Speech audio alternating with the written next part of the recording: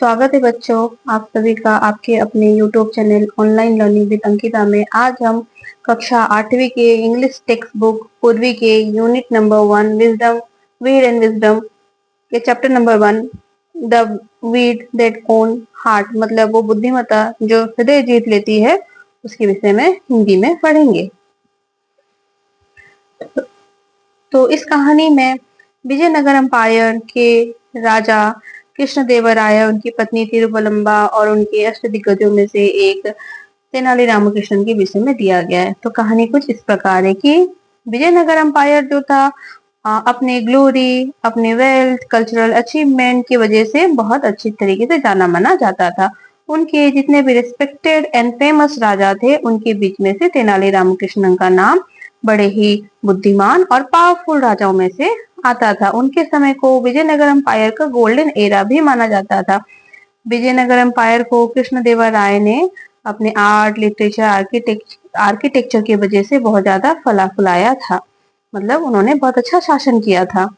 वो एक अच्छे सपोर्टर थे लर्निंग के। कृष्णदेवराय न केवल कि एक अच्छे वॉरियर थे, एक राजा थे, बल्कि एक गॉड गिफ्टेड पोएट भी थे। मतलब उन्हें कविताएं भी बहुत पसंद थी, तो वो कविताओं को भी बहुत ध्यान देते थे। उनके द्वारा लिखे गए उनके काम को आज भी हम याद करते हैं, जैसे कि मुक्तमाल्यदा और संस्कृत ड्रामा जाम्बती परिज्ञानम आज भी लोग याद करते हैं। कृष्णदेवराय के कोर्ट को 8 दिग्गजों का घर माना जाता था, यानी कि 8 कवियों का घर माना जाता था। क्योंकि वो खुद एक कवि थे तो उन्हें कविताएं बहुत पसंद थी। तो उनमें से अलसानी, पेदाना, तेनाली रामकृष्णन का नाम कुछ ज्यादा ही विख्यात था। तेनाली रामकृष्ण उनमें से बहुत ज्यादा चतुर माने जाते थे, क्योंकि उनमें बुद्धिमत्ता और अपने चतुराई की वजह से बहुत सारे कठिन से कठिन प्रॉब्लम का भी सॉल्यूशन था। इसीलिए वो राजा होने के इसीलिए वो पोएट होने के साथ साथ एक अच्छे एडवाइजर भी थे। उनके पास दुनिया में ऐसी कोई समस्या नहीं थी जिसका समाधान ना हो। तो आप सभी को तो पता ही है कि हर किसी के जीवन में कुछ ना कुछ परेशानी तो आती ही है। ऐसे ही एक परेशानी राजा के जीवन में आ गई थी। मतलब हुआ ये था कि राजा और रानी का किसी एक छोटे से अनइम्पोर्टेंट टॉपिक के ऊपर में झगड़ा हो गया था। इसी कारण बस राजा रानी से बात नहीं कर रहे थे और फ्रस्ट्रेशन के कारण वो उनके पास जाना भी छोड़ दिए थे। जो राजमहल एक समय बहुत ज्यादा हंसी खुशी से भरा रहता था, आज वो कॉरिडोर एकदम शांत पड़ा हुआ है। उदासीनता छाई हुई है वहां पर। तिरुमलम्बा भी बहुत ज्यादा अपसेट थी, बहुत दुखी थी। उन्होंने बहुत कोशिश की इस प्रॉब्लम का सॉल्यूशन निकालने के लिए, यानी कि राजा को मनाने के लिए, पर राजा नहीं मान रहे थे। आखिर में थक हार कर वो अपने राज्य के सबसे बुद्धिमान व्यक्ति तेनालीरामा के पास जाती हैं और उनसे मदद की गुहार लगाती हैं और गुजारिश करती हैं कि वो उनकी मदद करें। तेनालीरामा भी उनकी बातों को बहुत ही ध्यान पूर्वक सुनते हैं डिटेल में। तो रानी बताती हैं कि हुआ कुछ ऐसा कि राजा ने एक कविता लिखी थी जो और ये बताते वक्त उनकी आवाज थोड़ी सी सिहरन भरी थी। मतलब वो कांपते हुए आवाज में ये बोल रही थी।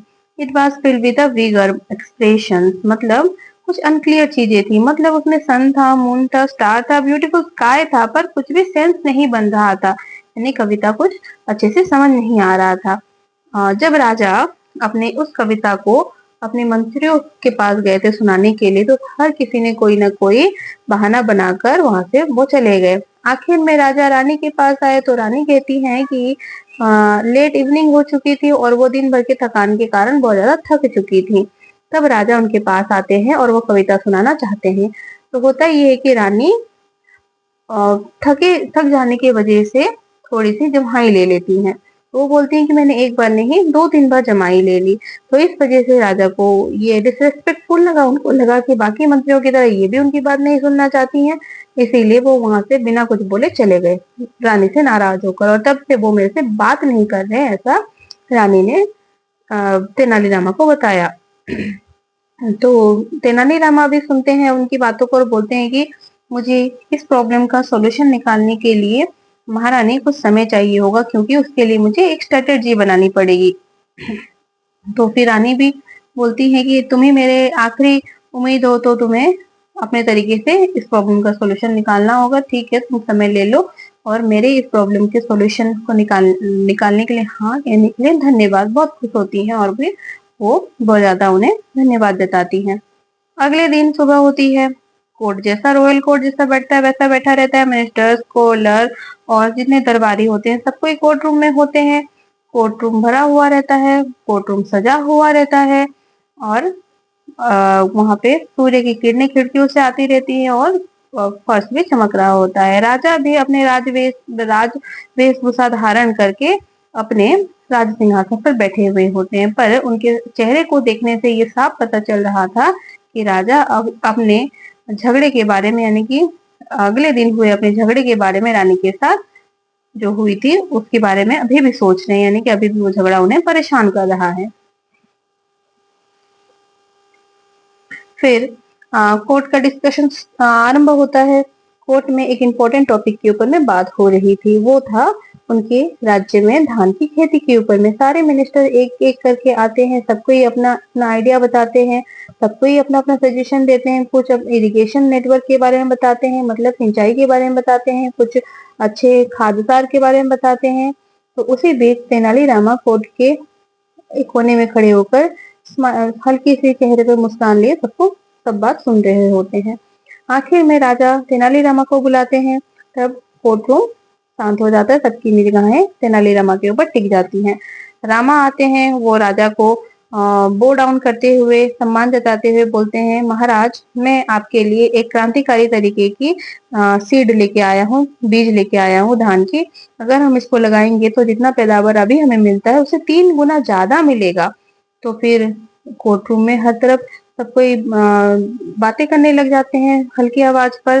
तो उसमें से एक कोर्टियर जो होता है, एक दरबारी जो होता है, जो कटाक्ष कसने के लिए मशहूर रहता है, वो हल्की आवाज में बोलता है, पर उसकी आवाज इतनी होती है कि हर किसी को सुनाई देती है। वो बोलता है कि अब ये बोलेगा, मतलब तेनालीरामा बोलेगा कि ये जो सीड है वो मैजिकल सीड है। फिर वो क्लेम करेगा कि ये बिना पानी के भी उगेंगे। तो उसकी इस बात से फिर से कोई कोई एक दरबारी बोलता है कि अब ये बोलेगा, मतलब तेनालीरामा बोलेगा कि ये बीज वो चांद से लाया है, और इस तरीके की बातें कोर्टरूम में लोग करने लगते हैं।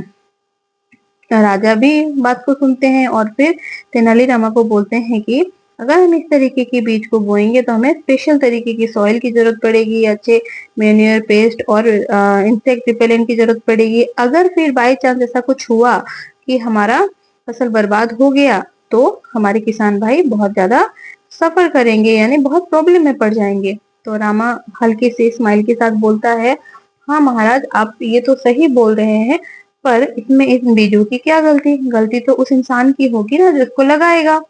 तो फिर होता ये है कि कोर्टरूम में hush fell over the court, रामा word hung on the air, मतलब हर तरफ शांति छा जाती है और रामा के वर्ड गूंजने लगते हैं।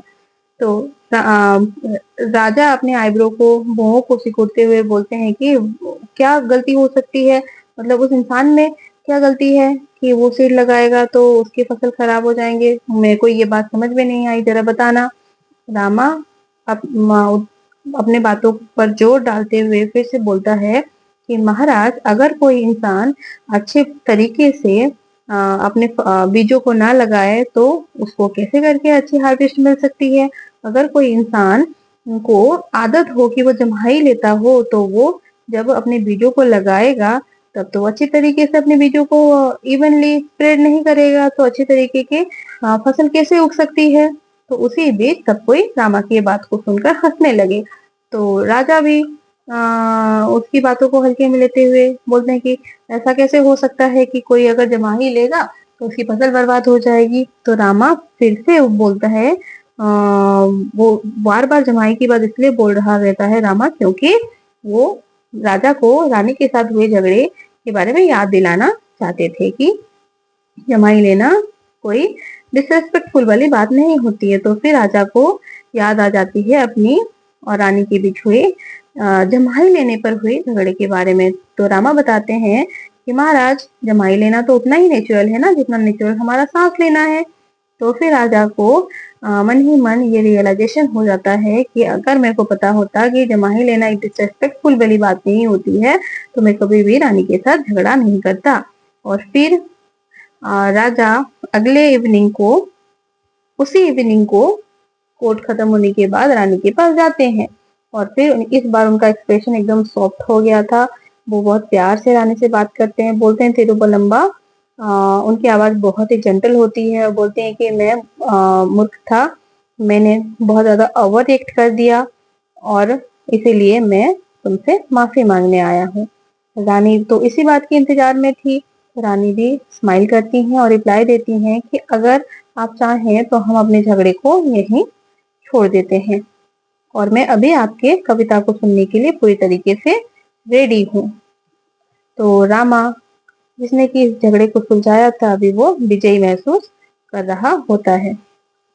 राजा और रानी बाद में रामा को बहुत ज्यादा तोहफे भी देते हैं उसके इस सर्विस के वजह से कि उसने राजा और रानी के झगड़े को सुलझा दिया।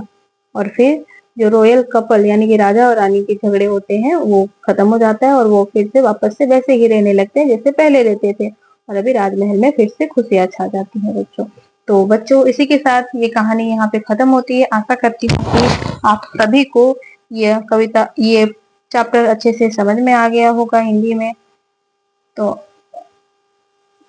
इसी के साथ ये चैप्टर यहीं समाप्त करते हुए अगले वीडियो में मिलते हैं इस चैप्टर के क्वेश्चन आंसर के साथ। अगर ये वीडियो आपको अच्छा लगा तो लाइक शेयर सब्सक्राइब करें और अपने दोस्तों के साथ शेयर करें। धन्यवाद।